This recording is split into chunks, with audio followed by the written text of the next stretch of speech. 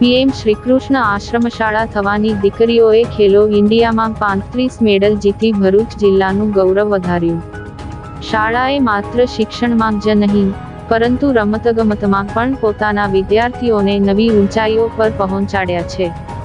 પ્રથમ વખત અસ્મિતા pancake Silat league 2025-26 જેવી આંતરરાષ્ટ્રીય રમત માટે વિદ્યાર્થીઓને તૈયાર કરવામાં આવ્યા અને તેના પરિણામોએ બધાને ચોંકાવી દીધા છે।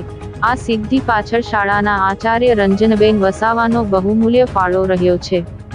તેમણે બાળકોના સર્વાંગી વિકાસ માટે રાષ્ટ્રીય અને આંતરરાષ્ટ્રીય સ્તરના ખેલાડીઓ અને કોચને 1 વર્ષથી વધુ સમય માટે શાળામાં બોલાવી વિશેષ તાલીમ બાળકોને અપાવી હતી।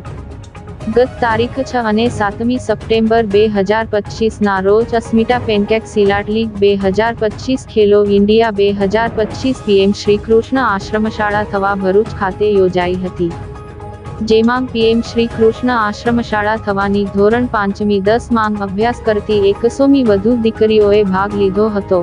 આ ઇવેન્ટમાં વજન પ્રમાણે, કેટેગરી પ્રમાણે જુદી જુદી 18 કેટેગરીમાં 5 ગોલ્ડ મેડલ, 11 સિલ્વર મેડલ અને 19 બ્રોન્ઝ મેડલ સાથે કુલ 35 જેટલા મેડલ મેળવી પીએમ શ્રીકૃષ્ણ આશ્રમશાળા, આદિજાતિ વિકાસ વિભાગ, સંસ્થા સાથોસાથ ભરૂચ જિલ્લાનું નામ રોશન કર્યું છે।